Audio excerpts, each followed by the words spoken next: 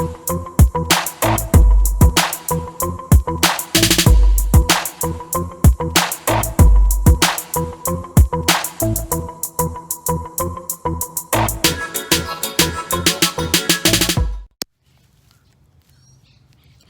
everyone, welcome back. My name is Daisy Daniel. I'm a personal resilience life coach coming to you every Monday and Thursday at 12 p.m. to do a live reflection from the book, The Language of Letting Go. It is an impromptu read, just a casual time. Those of you that join me, just know there's no pressure to comment or anything. I just want to make an opportunity to talk about some topics that I think could help you and benefit you, and then have the opportunity to expand on that topic. So if you're hearing this on the replay, go ahead and feel free to leave any comments. I always check back, I always respond, and I'm learning a great deal. I hope you are too. It is kind of dark out here today. I'm going to try to put a little brightener on my phone. We'll see if that helps. It's a beautiful day. It's a little cloudy, but I hear the birds chirping and people are walking and getting exercise, and it's beautiful, and I will do that later as well. All right, let's get started. I am on page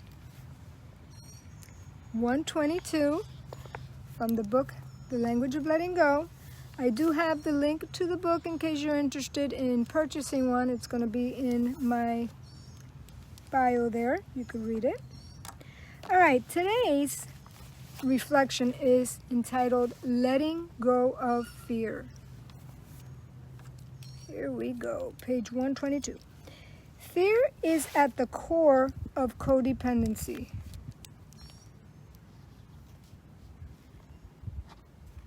It can motivate us to control situations or neglect ourselves. Many of us have been afraid for so long that we don't label our feelings fear. We're used to feeling upset and anxious. It just feels normal. Wow, is that ever true? Okay. Peace and serenity may be uncomfortable. At one time, fear may have been appropriate and useful. We may have relied on fear to protect ourselves, much the way soldiers in a war rely on fear to help them survive. But now in recovery, we're living differently. It's time to thank our old fears for helping us survive, then wave bye-bye to them, welcome peace, trust, acceptance, and safety. We don't need that much fear anymore. We can listen to our healthy fears and let go of the rest. Healthy fears, let's talk about that. That's a good thought right there. We can create a feeling of safety for ourselves now. We are safe now. We've made a commitment to take care of ourselves. We trust and love ourselves. All right. And the prayer at the end goes like this. God, help me let go of my need to be afraid. Replace it with a need to be at peace. Help me listen to my healthy fears and relinquish the rest. Love that word, relinquish. Okay. All right, let's go back and talk a little bit about some of these points. This is a very true reflection, very real. I would say the people I have worked with are very fearful people. Some cultures are more fearful than others. Some families are fear-ridden. And it behooves us to not acquire those traits, to not become like they are, because there's no end to the fear and what it could do to you, and it could just escalate, and next thing you know, you're just afraid of everything, And that's not healthy either. So let's go ahead and start. She starts off by saying, fear is at the core of codependency. Have you had those new Ben & Jerry ice creams? The ones that come in the pints and it has those yummy cores, you know? And don't we just love to dig in there and just eat the core out? I know I'm guilty of that. I only bought it one time because I knew that if I kept buying them, I would just eat them all by myself. Probably in one sitting I could eat a pint and just dig at the core. But what is the core of something? That is like the foundation, like the base, like something that's filled in the middle is the core, and fear is at the core of codependency. And of course we're learning all these weeks that codependency causes us to control others, to neglect ourselves, and fear is what drives us to do that. So I think a good way to see if you're being driven by fear is to analyze your behavior, really consider the words that are coming out of your mouth and what you are saying, and ask yourself, is that really true? Should I really be afraid of that? So like right now, I'm sitting in a park. There's nobody around me. I see some people, but they're probably a good, I don't know, 20 feet away, and I only see one in a blue moon walk by. But if I were to start getting fearful, I could start thinking, oh my goodness, that person might have the coronavirus, and you know, even though I'm further than 6 feet apart, maybe it's in the air, maybe it's floating in the air, maybe it's about to go in my eyes, maybe it's gonna go in my mouth. Oh my goodness, let me just stop this Facebook Live and go home. Fear could do that to you. And you have to be realistic, and you have to have common sense to stop your mind from escalating and taking things very far. It says it's our job to make our, wrong one. Many of us have been afraid for so long that we don't label our feelings as fear. All right? It becomes a lifestyle. It becomes our default. It becomes how we live. We don't even think we're fearful. We don't even realize that we're fearful. But guess what? Everyone around us could tell. It's very obvious to people who are healthy. People who are healthy could see it, and it's a sad way to live. I know that I have lived in fear for many, many, many years, and I've now been, I would say, on a 7-year journey of healing and trying to figure things out, why I made the choices I did, why my life turned out the way it did, and I think it's a good journey to go on. Not always fun, but a good journey. But I am learning to not live in fear, and it's a daily choice, and it's a daily thing I need to work on, because my default could be one of fear. And think about that. Is that your default? You know? I remember as a child being overweight, considerably overweight, and I feared doing things in public, like going in bounce houses and stuff, at the fairs or at school, going to dances, dancing in front of people. I was so self-conscious I wouldn't do any of those things. I've come a long way. I do all kinds of things in front of people now. I'm pretty fearless in many areas. But you know, all those years of my childhood were so wasted on fear, because I had a complex, I was self-conscious about my weight, and it's a shame. It's a shame, because I should have been enjoying my childhood and I wasn't. And anyway, it could affect children, it could affect adults, and it's horrible. It says here, sorry, I keep looking up to the top part and it's the bottom one. We're used to feeling upset and anxious. So when you live in fearful mode, you get used to being anxious, you get used to being upset. And what do people do when they're overly anxious and it feels normal for them? Or if it doesn't feel normal, they know they're anxious, so a lot of people take anxiety medication, which is fine if you need it. There's nothing wrong with that. But ask yourself, am I taking anxiety medication because I haven't really worked on recovery and I'm just in this mode We're constantly in fear, constantly anxious, and constantly upset, feeling upset about different things. It's much better to work on the root problem and try to solve that, to start the healing journey, than to cover it up with medication. Unless, of course, it's something you need to do, and I'm not a doctor. Only your doctor could tell you that. Then she goes on to say, peace and serenity may be uncomfortable. Wow. Kind of reminds me when I worked with the homeless many years ago. My degree's in psychology, and I worked for 5 years with the homeless, and I remember there were some homeless people who did not want a home. They really didn't. They were happy living outdoors, and they just needed, some food, some cash assistance, but they weren't really looking for a home. And I think when you get used to something, the world might look at you and say, you really need that, but in your mind, you're so used to it. It's like, no, I don't need that. So you could be like that with peace and serenity.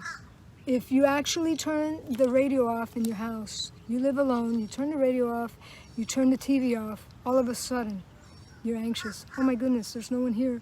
Oh my goodness, I'm all alone. Oh my goodness, nobody loves me. Oh my goodness, everyone hates me. And your mind could just go, go, go, go, go, go, go.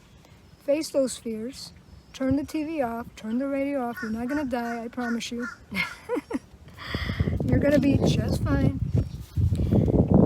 So peace and serenity may be uncomfortable. We need to get used to loving peace and serenity. I'm very high strung, so I love to always be busy and doing things. I'm a workaholic. Yes, true. And I love to work. And I have to tell myself, no, today you're going to do X, Y, and Z. You're not going to work. You're going to rest. You're going to do this for yourself. You're going to do that. You're going to chill. I have to remind myself. It says, we may have relied on fear to protect ourselves much the way soldiers in a war rely on fear. So are we in war mode? Are we in fight or flight mode, constantly just sending off the cortisol, cortisol racing through our body, burning extra calories, making us feel sick, because we're like someone in war, fighting or fleeing, and your body doesn't know the difference, whether you're really in a war or you're just creating this fear, bringing this fear upon yourself. And you know what? You can't blame anybody for the fears you bring upon yourself. That's your choice. You choose to think on those things. You choose to talk about it. You choose to watch the news all day. These are things we're choosing. So if we get fearful, it's really on us. I went through a little phase recently where, I probably still want to do it, but seeing everything on the TV with the riots and everything, I'm like, oh, I got to get a gun. I got to get a gun. I got to go like today and get a gun. I got to learn how to use a gun. And then I caught myself, it's like, God takes care of me. Even though, it would be nice to have it. There's nothing wrong with it. But I really worked myself up into a frenzy because, what I'm looking at the news, what I'm seeing it. And it's up to me to monitor what my eyes are looking at, what I'm hearing, and what I'm processing. And I can't blame anyone for that. I could really literally make myself sick if I wanted to, and so can you, and I hope you don't. But now in recovery, we're living differently. We're supposed to live differently. We're not supposed to be like the rest of the people who are so anxious and worried sick. It's time to thank our old fears that helped us survive and wave bye-bye to them. Okay, so wave bye-bye to your fears. What are they? Name them in your mind. What are they? Wave bye-bye. Say, you know what? I'm not going to be afraid of that anymore.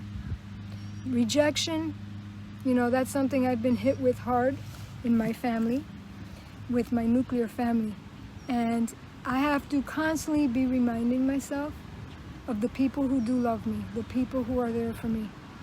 And it doesn't have to be family. God even brings friends. God brings strangers sometimes.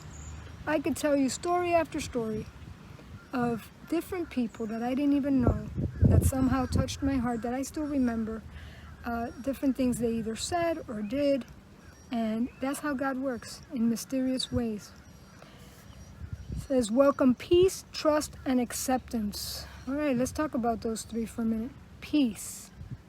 You know when your heart is at peace. It's a feeling. You know what peace feels like. Right now, I'm very peaceful. I'm out in God's nature. I'm talking about things that I love to talk about. And I could be here all day, really. I'm in a peaceful place right now. But later on, I could go home, I could flip on the news, I could see riots all over the place, and lose my peace. So it's up to me to keep the peace throughout the day. Keep the peace with people, keep the peace within my own heart. Trust, that's a hard one. That's a hard one. When you've been hurt, when you've been treated unfairly, when you've been abused, that's a hard one to recover from completely. But we can learn to do it. We really can. I'll tell you a funny story. I was subbing on Valentine's Day, and I brought this beautiful umbrella that I have that has hearts on it, and the hearts kind of hang down from the umbrella. I created it, I made it. And I brought cards for all the kids. I was a substitute at a high school, so I knew it would be over 100 kids. So I made baggies with treats, personalized cards for each kid, and for each period I did this whole thing where I talked about their value, how loved they are, that they don't have to have a boyfriend or a girlfriend to feel loved. I did this whole little assembly on Valentine's Day, and then I said, I have this umbrella and you guys could have a photo op, and if you want to record a TikTok video, that's okay with me as long as it's clean stuff, you're not doing anything inappropriate. And the kids were so happy. It was such a beautiful day. That was this year, February 14th, 2020. And a group of girls come over and they say, Miss Daniel, could you do a TikTok with us? Oh, this one's so good. This one, you're gonna love this. And they showed me kind of the dance, and I said, well, wait a minute, guys. I've never heard that song. Is that appropriate? She goes, oh. They go, oh, yeah, it's very appropriate. Very appropriate song, and the dance, looked decent, and I kind of got sucked into it, and I wanted to have a good time with them. Trusted them. I trusted. Because I'm learning to trust people. We do this whole TikTok thing. Within minutes, they downloaded it, they put it on my phone. I'm not very techy, but they are. And during the break, I looked up the words to the song, and I was horrified that they would even bring this song to my attention to do. And I immediately figured out where they were. And I said, you all need to get over here immediately and erase this from your phones, or I will walk down with all of you to the principal's office and report all of you and tell them what happened. And they were crying. They were so upset with themselves, but they were so adorable and cute, high schoolers. I thought I could trust them, but regardless, even when we've been burnt, we need to learn to trust. They're not all like that. Not all high schoolers are like that. I'll probably do it again. Because we need to keep hope alive, love, peace, trust, and constantly be working on that. And then acceptance. Accept the good things into your life. Accept people the way they are. Nobody's perfect. And safety. We want to welcome those things. I love it. Safety, acceptance, trust, peace. We don't need that much fear anymore. But we do need to listen to our healthy fears. So what are our healthy fears? Okay, right now with the coronavirus, I think it is wise to wear masks from all the evidence they have shown us.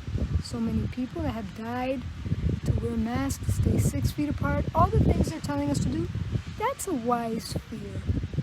Right? Do the basic stuff and let go of the rest. We can create a feeling of safety for ourselves now. You should feel safe every day. You should not feel unsafe, especially in your own home with your family members. You should feel safe and somehow create safety for yourself. We are safe now. and we have made a commitment to take care of ourselves, we can trust and love ourselves. Do you love and trust yourself? I'm learning to do that. I love and trust myself, and I've learned to trust myself and my intuitions a lot more than I used to. There is, among the Christian faith, there is a verse that says that the heart is desperately wicked.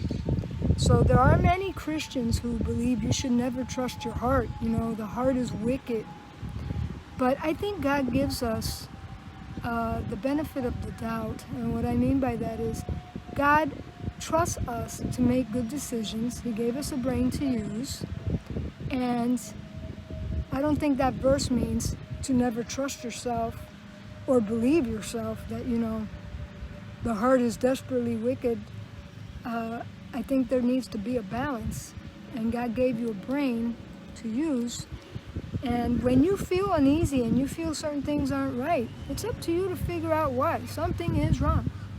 Something is wrong. And that's where fear is useful. It's a wake-up call.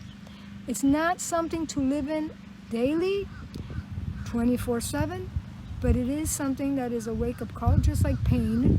Pain is a wake-up call. And fear, if you're feeling fear, you need to find out why, and then try to find the root and fix it and not live in it. If there's trauma, fear-related trauma, heal the trauma so that those things don't trigger you anymore. Those things don't produce anxiety and fear for you anymore. And that's something hard to do, especially, I would say, parents who have gone through parental alienation. The anger is so great, the fear, everything involved with parental alienation is horrible. I think it's one of the worst things a human being could do to another. And but even through something as horrible as parental alienation, you have to learn to get strong and not let those things destroy you. Very important. Trust and love yourself. And here's her prayer at the end. Help me to let go of my need to be afraid. And yes, some people enjoy being afraid. It's all they know. And to relinquish. Help me to listen to my healthy fears and relinquish the rest, to be at peace. This was a beautiful reflection. Again, it was on page 122. Last week, I read Feeling Good. That was also a very good video, if you haven't seen it. On Thursday, the title is going to be Giving Ourselves What We Deserve. Can't wait for that one. I am a personal resilience life. Okay, I'm back.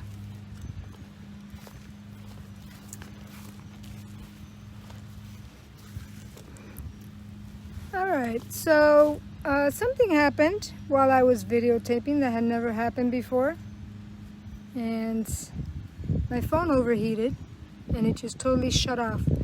So I believe I was talking about the free consultation that I do. I am a Christian personal resilience life coach, and if you would like a free consultation, go on my website, which is www.mymomentlc.com, and I'll be happy to schedule a free consultation. The reason I name my business My Moment is because there comes a time in your life where you realize that you deserve better, and then you embark on doing something about it. And that's what I try to do as a life coach. I try to help you not have regrets, help you fix the parts that are broken, and to realize sometimes the very big messes that we are in without even knowing that we're in them. So I hope you connect with me, and I will see you on Thursday, 12 o'clock. God bless. Bye.